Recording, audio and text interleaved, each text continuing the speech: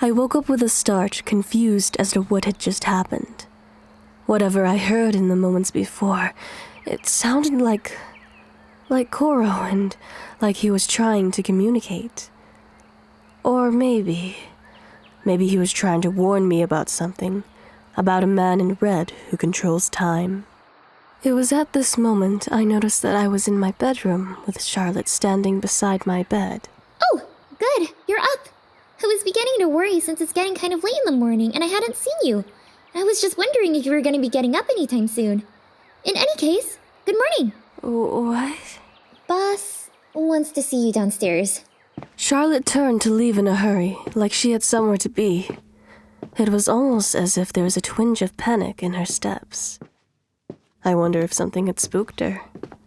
Maybe it was seeing me in such a worrying state the previous day. She was quite the odd character, so I didn't question her motives. How foolish of me. I then met Akio in his office. Like always, he sat there with perfect posture. It seemed like I interrupted his train of thought with a knock at the door. You wanted to see me? Yes, Miss Sasaki. I heard about your little dizzy spell from Charlotte. She seemed quite worried. Oh, yes, that. It's nothing. I just felt a little lightheaded and lost my balance, that's all. Anything strange or worthy of note? After some hesitation, I decided to tell Akio the truth. Well, aside from a light headache, I did hear a voice saying something about, what was it? A man in red who controls time and that he's, coming to kill me. I see. Well, that could be troublesome. Rest assured, I'll make the necessary preparations should this man in red show up. Do you know who it is? I have an idea, but I can't be sure. In the meantime, I'd like to take you to our organization's physician. It's just a headache. It's a light headache. I don't really think it's necessary to... I insist. The health of my members comes first, after all. Oh, well, all right. Please step this way. I struggled to keep up with Akio through the long halls, as his strides were almost twice the length of mine. Here we are. We stopped in front of an office door, the kind that usually had a big frosted window. The receptionist then directed us to one of the patient rooms in the back with a smile. My eyes wandered around the small room in curiosity. I then hopped up on the examination table. Even when I was younger, I had trouble getting onto them due to my short stature. So, who exactly are we seeing? The person that covers all of our medical expenses. She ensures that all of our members will make a speedy recovery and no wound is too small nor too great. She can heal all, no matter what your ailment may be. She's... Still giving that old spiel, Akio. I looked up to see a woman in a lab coat walking towards us. As she stepped through the door, she carried herself with confidence and focus. The top of her long braided hair rested on her shoulder as the bottom swayed from side to side. Excuse me, doctor. I just wanted to give you credit where credit is due. You do provide an essential service for our organization, after all. Hello there. My name is Utsu. Ah, yes, I remember you. You were banged up pretty badly last time I saw you. My name is Dr. Tabitha Amarin. Nice to meet you. How's that head of yours? The pain shouldn't last too much longer, although you did hit your head pretty hard. Actually, I don't have any pain at all. Tabitha raised her eyebrows in alarm as she fixed the glasses that sat on the bridge of her nose. Really? How interesting. This is your second head injury within a week, is it not? Yeah, I guess you could say that. But even then, I don't feel any pain. Well, if anything changes, please let me know. That is most unusual indeed. In most cases, it takes at least a few weeks to fully recover. Well, since you're not showing any symptoms, there's not much me or my gift can do. Thank you for your time, doctor. Now let us return. I have an activity for you and your new partner. Back at the HQ, Akio took me to the training grounds. Sin was already there, waiting for us. He leaned against the wall with a stoic gaze fixed on the floor. Now that we are all here, let us begin. At this time, please remove any accessories, jackets, jewelry, etc. Sin took off his blue and green jacket and revealed that his arms were wrapped up to his shoulders in bandages. The stretched-out collar of his shirt revealed defined collarbones and a deep scar that ran across his chest. As for me, I took off my jacket, scarf, and locket, just like last time. Starting today, you two will be partners for any assignments, missions, so on and so forth. Any objections? No? Good. Today, I want you to spar. You may use your gift if you wish. However, I do not want you to go all out. The goal of this exercise is to get acquainted with each other's fighting styles. Understood. If you are both ready, then take your places. Akio stepped off to the side to watch us with a curious gaze as Sin and I took our places. As Sin walked, his feet dragged against the floor. You can strike first if you want. Oh, you can go first. I insist. If you say so. With those words, Sin disappeared into thin air. He was standing in front of me one moment and gone the next. Then, everything faded to black, as if all the light had been drained from the room. When all fell silent in the cold room, I felt 3 sources of heat. Myself, Akio, and another right behind me to my right. I felt a slight breeze whiz past my ear as Sin threw a vicious right hook, poised to smash my jaw.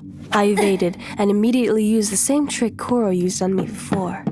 I then grabbed Sin's arm and threw him over me so that he landed on his back. Instantly, my vision returned and I was met with Sin coming at me with full force, with his fist reeled back. As another blow made contact with my cheek, I stumbled backwards. Sin tried to get another hit in, but when he swung, I ducked and knocked the air out of him with a precise jab. This almost made him lose his balance. He gasped and got up as he refocused. Sin came at me once more, striking again and again with great force and tact. However, he never managed to find an opening. Sin's punches became sloppy as he continued to berate me with attacks. Eventually, he took a step back to regain his composure. I used the opening to focus all of my energy into my hands. This conjured a ball of light, which dimmed the fluorescent bulbs that hung from the ceiling. I held it in my hand, ready to strike.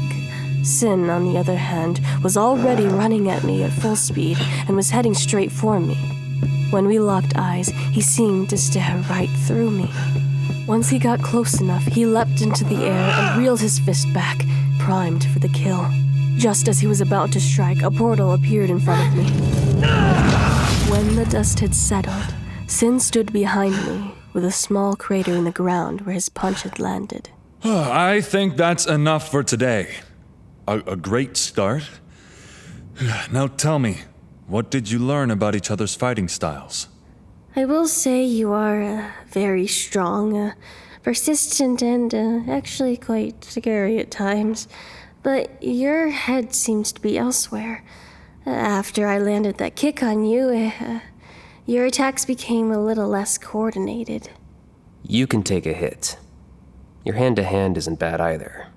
But you have no idea how to use your gift, do you? My head dropped in defeat. I knew I wasn't skilled with my gift, but you didn't have to say it like that. And I thought I had gotten a little stronger, too. Is it that obvious? Clear as day. So are we done here? Yes, and just in time for dinner too.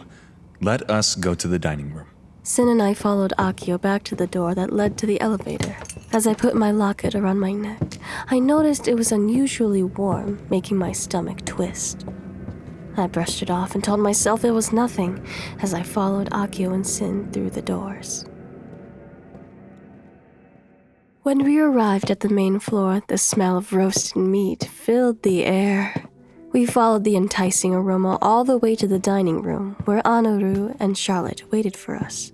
Kazuki was there too, and wore a black apron with his hair pulled back as he carried a tray with roasted potatoes on it. Wow, did you cook all of this? Charlotte helped, of course. She is better with a knife than me. You're too kind, Kazuki dear. It's nothing, really. I nodded as I turned to the table. A glass of water sat at each chair along with a pitcher in the center of the table. With only 2 seats remaining, both of them to the right of Sin, I took the seat to his left.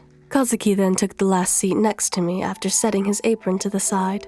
Sin stared at the bountiful table with awe. As his eyes darted around the spread, they began to well up with tears. His eyes were wide with disbelief that this was in fact a meal he could take part in, though I seemed to be the only one that noticed this as he kept those tears at bay. Thank you. No problem. Now, let's eat. It was hard to believe that in such a short time, I felt at ease with this quirky bunch. It was a shame that those feelings would not stay with me for long as death claimed a seat at the table. After the food was eaten and the dishes were washed, I retreated to my room. I couldn't bring myself to eat much of the tender chicken that everyone else ate with ease, as I did not think this meal was for me. The crispy potatoes had so much flavor, it made my mouth water. The collard greens were by far the most colorful food I had seen in years, and they were seasoned to perfection. I didn't dare touch the lemon meringue cookies that Charlotte baked in the hours before the meal, because I felt as if they were meant for someone else. I lumbered to the empty corner of my room while memories of my youth flooded my mind. In moments, I was back at my mother's small one-bedroom apartment in northern Okuzaki, just south of Onrik City. Back then, I often spent time on the floor in the living room at the small metal coffee table with my dinner in front of me, a single sleeve of crackers. I would have sat on the couch, but that was something I wasn't allowed to do as my mother said I was too dirty to touch it. I was only allowed in a few places in that small apartment: the kitchen, the living room floor, and the bathroom. My only safe place was in the broom closet near the entrance. Its small interior couldn't fit my mother. Most days I would sit there for hours waiting for my mother to come back. I kept myself occupied with magazines, textbooks, and ingredient labels we had lying around. Occasionally I would even find a pen and a blank notepad and draw until not a speck of white could be seen. Quite boring for a 9-year-old, as I'm sure you can imagine. However, once a week, I was able to get away from that horrible place. Every week without fail, I'd hear a tap at the window from my brother, Ray. He would take me to our father's house in the southern suburbs of Onrik City. There, I felt truly at home. I felt welcome, and most of all, wanted. Ray's mother was as kind as could be. She showered me with the love my own mother failed to give. Ray's mom would always pinch my cheeks and tell me how big I was getting. During my time there, I did all sorts of things I couldn't at my mother's apartment. The more I ruminated about my past, the more I was compelled to leave Nexus to pursue Gunther once again. My hunger was satisfied, and I had rested enough to make my next move. The only thing is, I would need Utsu to take me to the Oasis HQ since her brother is a part of them. Slowly, I opened the door and slipped into the hallway with care as to not alert anyone of my presence. The coast was clear, until I bumped into Anaru, his face caked in clay dust. Oh, perfect timing. You're just the guy I wanted to see. I want to apologize for earlier. It was wrong of me to jump to conclusions like that. I stood there, frozen like a deer in headlights. My body dare not move a muscle in fear of repeating my earlier encounter with Anaru. Thanks. I'll be going now. I started to walk away when Anaru put a hand on my shoulder. Whoa there. Listen, I hope we can bury the hatchet and start fresh, yeah? Sure. Anaru walked away with a hopeful glow as I left for the ground floor. No matter where I looked, Utsu was nowhere to be found. Soon, I turned the corner into the lobby, and Akio was there waiting for me. Leaving so soon? You might prove me wrong after all. Where's Utsu? Now, why would you need to know that? Just tell me. You're plotting something, are you not? While I may have been good at many things, lying to someone's face was not a skill I possessed. No, I'm not. You, my friend, are a bad liar. Let me guess. You plan on forcing Utsu to help you get to Gunther. I'm sure she would do it without a second thought too, because that is just the kind person she is. I stood there in silence, trying to find a way to refute Akio's claim. Your silence speaks volumes. I want to help you, Sin. But if that means letting you use Miss Sasaki for your personal gain, I will not allow it. But she is the only one who knows where their headquarters is. She's useless to me otherwise. I also know the location. You do? Tell me now. Then would I lose my use? What are you going to do to me then? I don't have time for this. I'll just find Utsu. You said it yourself. She's the type to help without a second thought. I don't think you fully grasp how dangerous it would be for Miss Sasaki if she helped you. She could die if her brother finds her, or worse. I don't care. She is nothing but a means to an end for me. The only thing I want is to exact my revenge on Gunther Engele. That is a shame to hear. What are your thoughts, Miss Sasaki? It was then I turned around and realized that Utsu was standing right behind me. She remained silent, with her bottom lip slightly quivering. Her misty eyes looked at me as if she was just pierced through her heart. Her wounded look pained me as the realization of what I just said struck. Standing between the two, I saw Akio, his expression filled with wrath. I thought you wanted to stay. I thought you would like it here. Utsu, You've said enough! I'll never forget her stricken expression as she stood there processing my words. I couldn't bear Utsu's gaze when she ran up the stairs. Soon her bedroom door slammed shut. At that moment, I had become what I believed I truly was.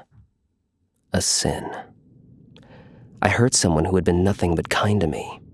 My stomach sank as Akio's sharp glare felt like daggers in my side. Let me ask you this. What comes after Gunther's death? You will be all alone again with nowhere to go if you leave now. Have you considered thinking past this little revenge plot? Well, after that, I don't know, Akio. It's never mattered to me before. It does not have to be that way. I did promise you a welcoming home in due time, but you have to not only want it, but work for it as well. I do want it, but how? I've tried it before, to forget Gunther and get even. I've just run in circles, spiraling into a pit. Now I feel like I'm stuck there forever. Stop with it, stop. Work from rock bottom. Get up and fight for what you want in life. Struggle to reach the top, and if you falter, get back up and try again. As for how you are to start this journey, start small and with what is right in front of you. How about apologizing to Miss Sasaki? How? I doubt she wants anything to do with me. Just try. Trust me, you might be surprised. I wasted no time rushing to Utsu's room. My resolve wavered when I heard soft crying from within. I knocked on the door in hopes she would be willing to talk to me. Hey, it's me. I put my ear to the door and heard movement, but no reply. I waited a moment more. Still, nothing. I slowly opened the door, but to my surprise, no one was in the room. I was about to leave and check elsewhere when the closet door creaked. I inched closer, unsure of what was inside. Upon opening the door, I found Utsu curled up in the corner of the closet. She looked like I did all those years ago, when I would hide from my mother in that broom closet. I thought it was just a means to an end for you. You aren't. I just said that. Don't lie to me, please. You meant it. Even now I can tell you're still thinking about going to find Gunther. How could I be so stupid? I just wanted to be your friend. I came to tell you that I'm sorry. And that I truly want to stay. You're just saying that. No, I'm not, whether or not you want to believe it. I know you probably won't believe me after what I said, but I really do mean it. Honest. Why should I believe you? You seem to turn on people so easily. How can I trust you? I don't have an answer. Let's make a deal. If you can find it in you to forgive me, even if you don't think of me as trustworthy, I'll never go back on my word to you. You and I know what it's like to be all alone. I think Both of us could use the company. Okay. I'll trust you if you're willing to trust me in return. I know you're set on killing Gunther, but if you go and rush in, you'll be killed. And even though you're a jerk, I don't want that. So, we got a deal? Deal. With the deal made, I walked out her door and let out a sigh of relief.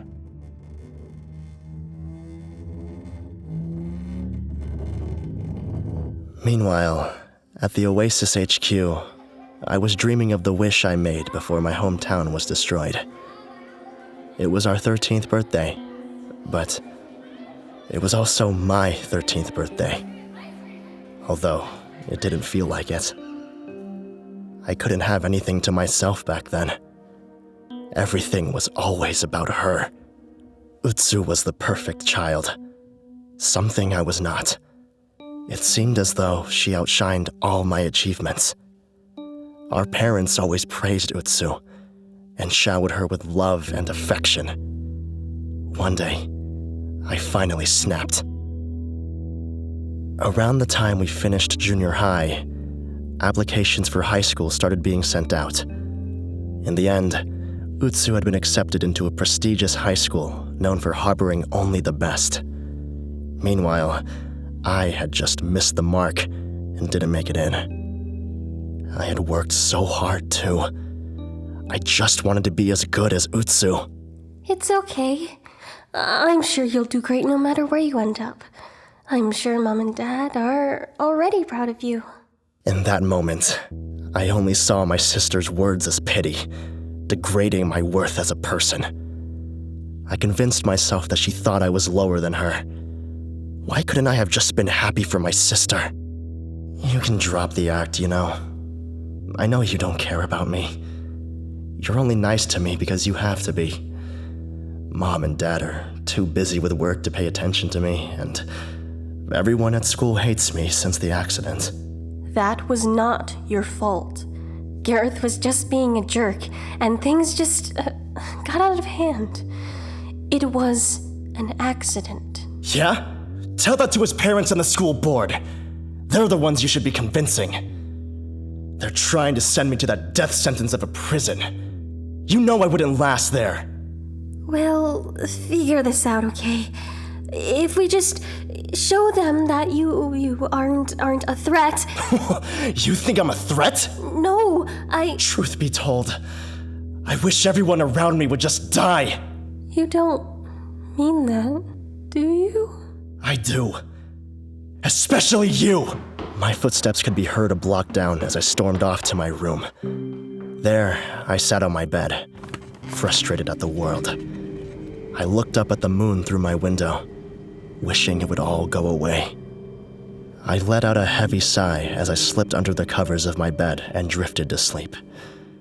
During my slumber, I started to dream about everyone whom I hated most. My classmates, my teachers, my parents, and most of all, my sister. They all stood in a circle around me. Their voices cut me with their sharp tongues. Slowly but surely, the voices faded away until only one remained. I looked up to see a glowing white figure. While it had a humanoid shape, its presence felt all-encompassing. Do you truly wish to punish those who left you in the dark? I do, with every fiber of my being. Then your wish shall be granted, no matter the cost. Instantly, the being morphed into a ball of light and rushed into my chest. It was then I heard a voice. Now you and I are one until your wish is fulfilled, no matter the cost. Who are you? I am you, yet I am not. Think of me as someone who is always with you, and will shield your eyes when the sun is too bright. Just like a shadow. Yes, I am Shadow. With those words, I was stirred from my slumber with a guilty sigh. Sitting alone on the basement floor, My head pounded from many restless nights. The environment didn't help much with my outlook either. Reinforced walls, a bulletproof glass door, and steel mesh ceilings weren't exactly the comforting sheets of my childhood home. Attempts to contact Utsu had failed, and my well of ideas dried up. Why isn't it working? Why isn't what working? Oh, Hyde. You're here. Hyde sat on the ground outside my door with his legs crossed, as if he was in kindergarten. He shoved his hands in his lap, ready to listen. Just thought you could use a little company. You know, being cooped up in here for a few days now and all. You don't have to sugarcoat it. I know you're just here to babysit me since the sun is going down. I wish I wasn't so weak during the day. Otherwise, I might be able to actually do something about Shadow. It's the perfect time. He just sits there and sleeps. Too bad you can't take advantage of him. Hey, I have a great idea. Just stay awake, and Shadow can't touch you or the power from your gift. Like I don't already get enough of you with your visits every other night. Huh. Not in drag today? Hey, that was for mission purposes only. Although I admit I did have fun with it. Ooh, which reminds me, I saw your sister. Oh? Tell me, how is she? Did she have any bruises, head injuries, or anything like that when you saw her? Not that I saw. Why? Oh, good. It's just that last time I saw her, well, I wasn't driving. I'm sure you can imagine how that went. Well, she seemed to be in good health, so I wouldn't worry too much. Missing her? I'm trying to find a way for her and I to communicate without having her physically here. Why can't you just find her? Because she has what Shadow wants. The other all-seeing eye. Shouldn't you keep quiet about that? Isn't Shadow listening or something? Nah, it's fine. When he's asleep, he's pushed to the back of my subconsciousness. It's only when he tries to force his way out does it cause a problem. I can imagine it is a little claustrophobic in there. Yeah, it also hurts like hell.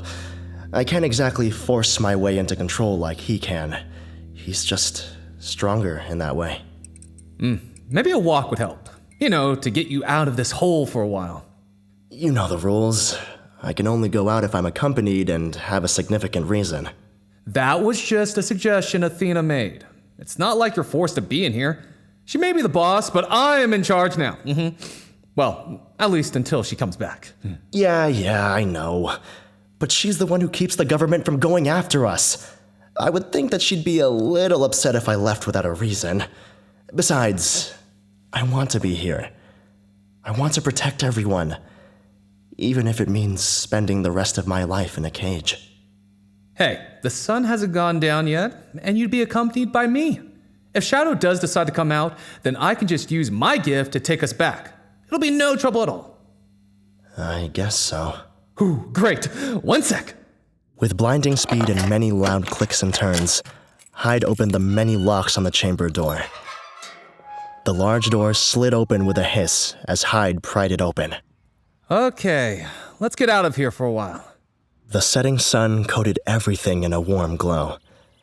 The golden rays that seemed to go forever comforted me as Hyde and I walked through the woods. I felt refreshed, and for the first time in weeks, I didn't want to go back to that room. What a beautiful sunset. Hyde took out a small leather pouch from his pocket and started digging through its contents. It sounded like glass marbles jangling as he fiddled around inside the bag. Eventually, he pulled out a prosthetic eye, which seemed to have a camera embedded into its core. Hyde's clock eye popped out with ease, as this was something he did often. With the eye camera in place, Hyde blinked, triggering a subtle shutter click. You really just did that.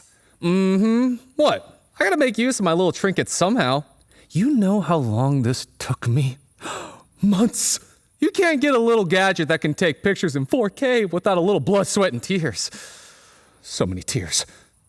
Anyway, you get the picture, and now I take them. And I'm sure you'll add that one to your collection of precious memories you'll keep in that special little hard drive of yours. Why, of course. You know me so well. Likewise. I guess you were right. This is just what I needed. Told ya. And you thought something bad was going to happen. I never said that.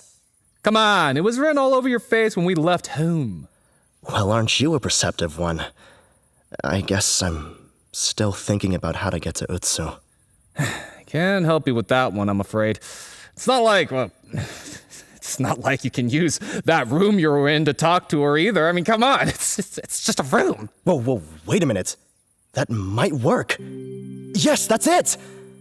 I'll try to create a bridge between our minds. I mean, I was able to contact her, albeit not very effectively.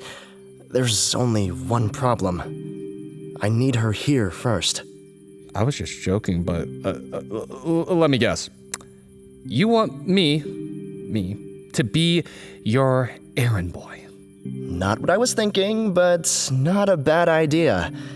Isn't that godforsaken prison hosting a banquet soon? Well, wish it wasn't. That place just reminds me of my childhood. Would you go there for me? To the banquet, I mean. To get intel.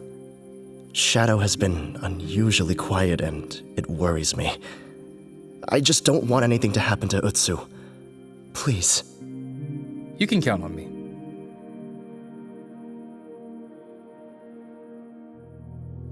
Hello. Thank you for listening to episode 4 of Nexus, Gifts and Gods. I'm Atsu, YiLan, creator and voice of Utsu. It's been a while, but I am super happy with how this episode turned out. I think that everyone in the cast did such a wonderful job.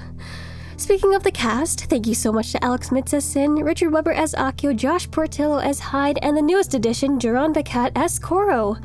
And of course, a big thank you to my awesome audio engineer. She's the one that makes everything sound as good as it does. Everyone's links will be in the description. Please go check them out. They are awesome people and they deserve it. If you want to see character art, illustrations, and other updates regarding the series, head over to my website or any of my social media at Atsu YiLan. That's ATSUYILAN. That's Atsu YiLan. I will link it in the description as well. And with that said, thank you so much for listening and for your support. It truly means a lot. And I'll see you next time.